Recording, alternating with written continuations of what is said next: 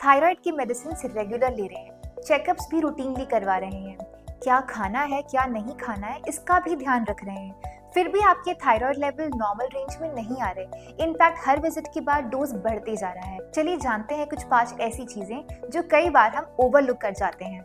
Thyroid की medicine सुबह खाली पेट लेते हैं। अक्सर सुबह के टाइम हम कॉफी या आयरन या कैल्शियम सप्लीमेंट्स ले लेते हैं।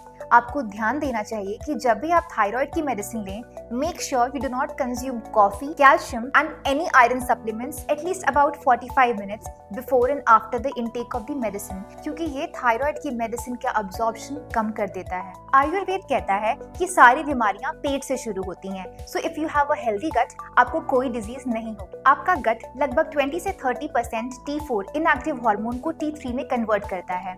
अगर आपका गट हेल्थ सही नहीं है तो आप चाहे कितनी भी मेडिसिन खा लें, कितना भी परहेज कर लें, thyroid levels will not come normal और सिम्टम्स रिड्यूस नहीं होंगे। थायराइड टेस्ट के साथ साथ हमें जिंक, सेलेनियम और विटामिन डी डेफिशिएंसीज भी चेक करना बहुत इंपॉर्टेंट है, क्योंकि थायराइड डिजीज में हाइपो या हाइपर दोनों में इन 3 न्यूट्रिएंट्स का बहुत इंपॉर्टेंट रोल है। कई बार हम थायराइड का जब टेस्ट करवाते हैं तो T3, T4, TSH चेक करके मान जाते हैं, लेकिन हमारे फिर भी थायराइड के सिम्टम्स कम नहीं होते।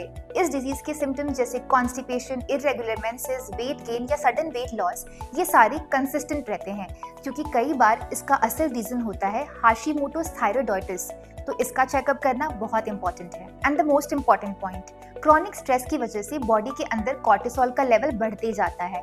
बढ़ा हुआ कॉर्टिसोल बॉडी के अंदर T3 के बजाय रिवर्स T3 बनाता है। रिवर्स T3 एक इनएक्टिव हार्मोन है जो कि बॉडी के सेल्स के अंदर रिसेप्टर्स को ब्लॉक कर देता है, जिसकी वजह से सेल्स को एनर्जी नहीं मिलती एंड पर्सन हमेशा टायर्ड फील करता है। ये तो हो गए कुछ 5 अक्सर ओवरलुक्ड पॉइंट्स। अगले वीडियो में हम बात करेंगे आयुर्वेदिक ट्रीटमेंट और लाइफस्टाइल चेंजेस जो इस कंडीशन में बहुत ही बेनिफिशियल है। So stay tuned and stay healthy.